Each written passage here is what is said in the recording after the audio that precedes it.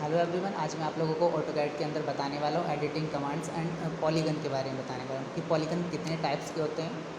तो उसमें टाइप्स के बारे में मैंने प्रॉपर्ली डिटेल में बताया कि 2 टाइप के पॉलीगन्स होते हैं, तो वो आगे को मैंने आगे वीडियो में बताया हुआ है। और कुछ एडिटिंग कमांड्स बताई हुई हैं, और जो अगली की एडिटिंग कमांड्स होगी वो मैं नेक्स्ट वीडियो में बताने वाला हूँ। अभी इस वीडियो के अंदर मैंने केवल थोड़ी सी एडिटिंग कमांड्स के बारे में बताया है कि अभी मूव कॉपी कैसे कर सकते हैं, वो सारी चीज़ें। अगर किसी स्टूडेंट ने पहले की वीडियो नहीं देखी है तो वो पहले स्टार्टिंग की वीडियो जाके देख सकता है। अभी चलिए हम लोग चलते हैं अपनी कंप्यूटर स्क्रीन पर। अभी आ चुके हैं हम लोग अपनी कंप्यूटर स्क्रीन पर। अभी इसमें मैं आप लोगों को बताने वाला हूँ पॉलीगन के बारे में। तो पॉलीगन की जो शॉर्ट की होती है वो POLY एंटर करते हैं हम लोग उसके लिए। फिर उसके बाद क्या करेंगे, हम लोग यहाँ पे नंबरिंग डालेंगे। पहले बात करते हैं पॉलीगन होता क्या है। तो पॉलीगन की अभी अगर मैं बताने लग जाऊँ, जिसमें आप लोगों की कुछ शेप्स होती हैं, जैसे उसकी भुजाएं होती है। जैसे आप देखेंगे तो त्रिभुज होता है, तो त्रिभुज में क्या होता है, आपकी उसमें 3 आपकी भुजाएं होती हैं। सेम उसी तरह से अगर हम लोग पॉलीगन बनाएं तो पॉलीगन के लिए हम लोग जो नंबरिंग डालते हैं वो आपकी 4 से ज़्यादा डालते हैं। तो यहाँ पर जैसे मैं डाल देता हूँ 5, एंटर करेंगे। नेक्स्ट उसके बाद क्या करेंगे, हम लोग बेस पॉइंट देंगे। बेस पॉइंट देने के बाद यहाँ से हम लोग देखेंगे तो पॉलीगन जो होते हैं वो 2 टाइप्स के होते हैं। एक होता है इनसब्सक्राइब और एक होता है सरगम सब्सक्राइब। तो यहाँ पे हम लोग क्या करते हैं, इनसब्सक्राइब सर्कल पे क्लिक कराएंगे। उसके बाद यहाँ पे डालेंगे हम लोग रेडियस वैल्यू। तो रेडियस वैल्यू मैंने यहाँ से डाल दिया, जैसे 20 डाल दिए और एंटर। अभी अगर हम लोग इसको जूम करके देखेंगे तो ये मेरा एक पॉलीगन बन चुका है, जिसकी अगर मैं भुजाएं देखने लग जाऊँ तो यहाँ पर 5 है। अभी नेक्स्ट हम लोग एक सर्कल के अकॉर्डिंग मैं आप लोगों को बताने वाला हूँ।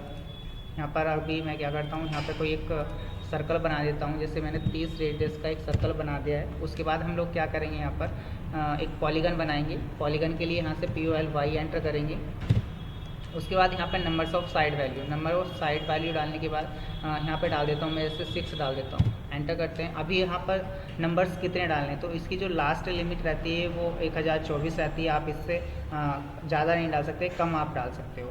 तो इसमें अगर हम लोग देखें तो वो राउंड होता हुआ चला जाएगा, वो एक टाइप से सर्कल दिखेगा, मतलब पॉलीगन दिखेगा नहीं, वो राउंड लेता हुआ एक सर्कल के शेप में आ जाता है। लेकिन हम लोग जब सेलेक्ट करते हैं तब जाके पता चलता है कि ये मेरा पॉलीगन है। तो यहाँ से क्या करेंगे, नंबरिंग मैंने 6 डाल दी है। उसके बाद यहाँ पर सेंटर ऑफ पॉलीगन, मतलब सेंटर देना है मुझे कहाँ पर, तो यहाँ पर मुझे पॉलीगन का सेंटर देना है। नेक्स्ट यहाँ पे लिखा हुआ आएगा इनसब्सक्राइब्ड सर्कल, तो यहाँ पर मैं इस पर क्लिक कराता हूँ और यहाँ पर रेडियस डालनी है जितनी मैंने आपके सर्कल में डाली। तो मैंने यहाँ पे 30 रेडियस का एक ये बना दिया है।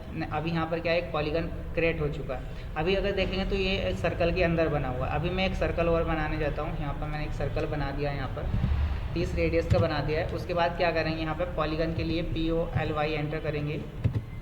उसके बाद यहाँ पर हम लोग क्या करेंगे, यहाँ पर नंबरिंग डालनी है। जैसे मैं यहाँ पर डाल देता हूँ 7, एंटर करेंगे। उसके बाद हम यहाँ पर क्या करेंगे, उसका सेंटर ऑफ पॉलीगन कहाँ पर हम लोगों को सेंटर रखना है पॉलीगन का, वहाँ पर क्लिक कराएंगे। उसके बाद नेक्स्ट जो आता है सेकंड वाला, यहाँ पर सरगम सब्सक्राइब का ऑप्शन आ रहा है, सरगम सब्सक्राइब पर क्लिक कराएंगे। उसके बाद यहाँ पर हम लोगों को नंबरिंग डालनी है कि यहाँ पर रेडियस वैल्यू डालनी है। तो रेडियस कितनी डालनी है, मुझे जितने का सर्कल बनाया था 30 डालनी है और एंटर करेंगे। तो यहाँ पर अगर हम लोग देखें तो सर्कल के बाहर यहाँ पर ये क्रिएट हो चुका है। तो अभी आई होप आप लोगों को कोई क्वेश्चन नहीं होगा, किसी को क्वेश्चन होगा तो वो कमेंट बॉक्स में डाल सकता है।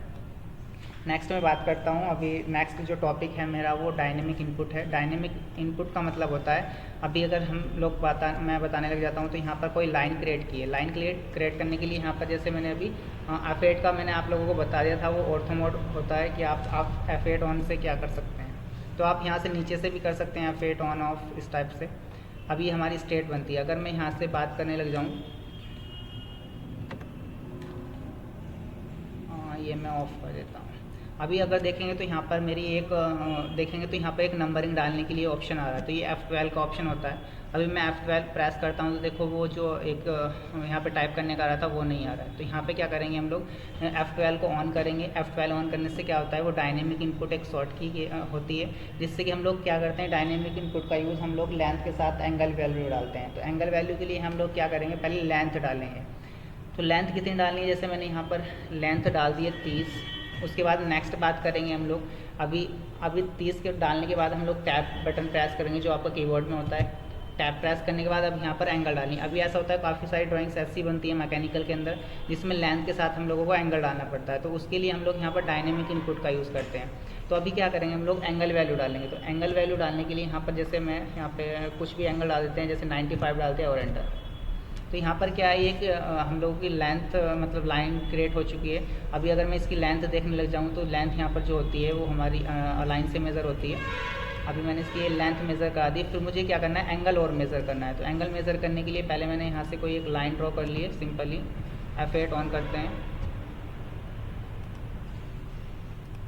अभी क्या करना है, इन दोनों के बीच का मुझे एंगल देखना है। तो एंगल देखने के लिए हम लोग क्या करेंगे, यहाँ पर एंगुलर का ऑप्शन आता है, एंगुलर पे क्लिक करेंगे, फर्स्ट लाइन को सेलेक्ट करेंगे, सेकंड को सेलेक्ट करेंगे और यहाँ से हम लोग चेक कर सकते हैं कि ये मेरा 95 का एंगल आ चुका है। तो ये वेरी इंपॉर्टेंट होती है मैकेनिकल के स्टूडेंट्स होते हैं। तो सिंपली ये होता है F12, जिसमें हम लोग इसको बोला जाता है डायनेमिक इनपुट। अभी जो नेक्स्ट आपकी कमांड आने वाली है वो है आपकी एडिटिंग कमांड्स। तो एडिटिंग कमांड्स बहुत ही ज़्यादा इंपॉर्टेंस होती है। एडिटिंग कमांड्स का मतलब होता है किसी भी ऑब्जेक्ट को अगर हम लोग बना रहे हैं, उसको कितने फीचर से हम लोग उसको मूव, कॉपी, रोटेट कर सकते हैं। जो आगे आपकी कमांड्स हैं तो वो यही हैं।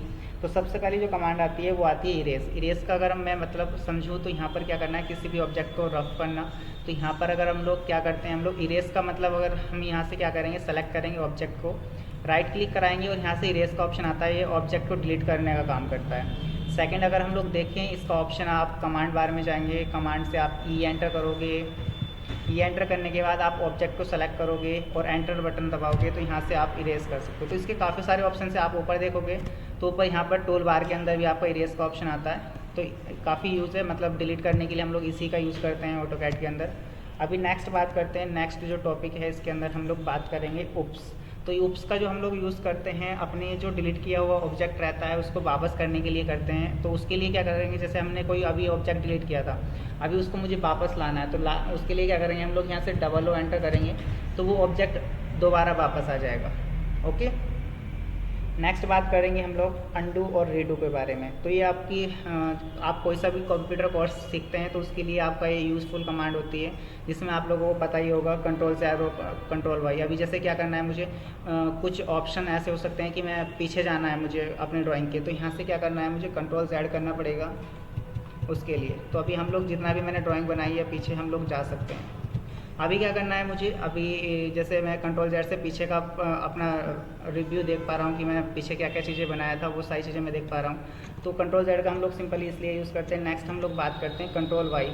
तो कंट्रोल वाई का हम लोग यूज़ करते हैं, जैसे हम लोग क्या किया, कुछ बैक पीछे आ चुके हैं, अभी हम लोग क्या करेंगे, कंट्रोल, अभी हमें वहीं पर जाना है, कंट्रोल वाई करना है। आगे के लिए हम लोग कंट्रोल वाई का यूज़ करते हैं। अभी सिंपली इसके काफ़ी जगह पर ऑप्शंस आते हैं, अगर ऊपर जाएंगे क्योंकि एक्स बार में, तो यहाँ पे भी अंडू का ऑप्शन आता है और नेक्स्ट रीडू का ऑप्शन आता है। आप यहाँ से भी यूज़ कर सकते हो ये सारी चीज़ें।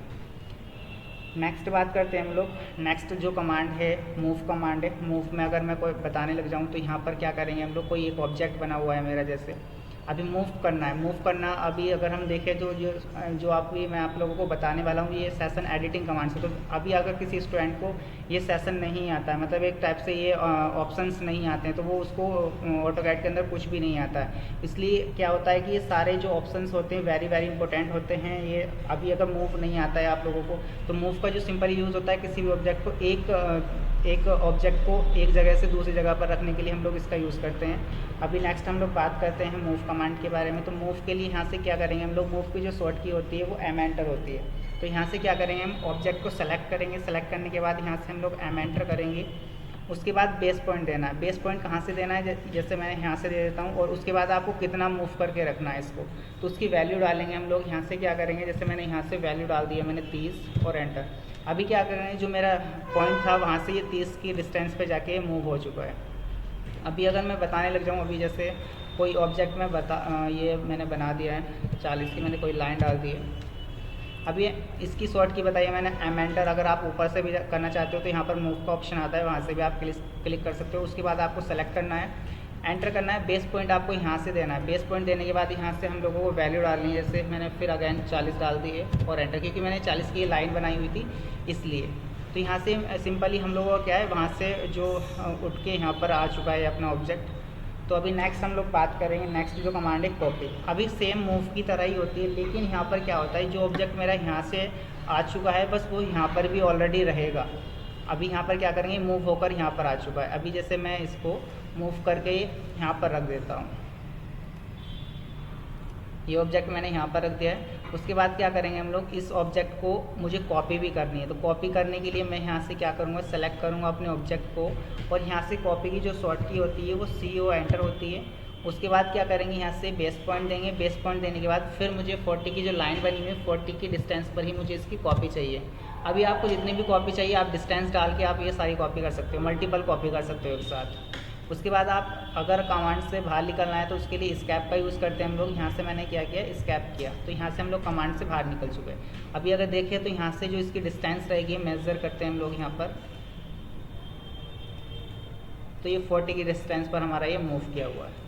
तो वेरी वेरी इंपॉर्टेंट है ये आपका। तो आज के लिए इतना ही, थैंक यू।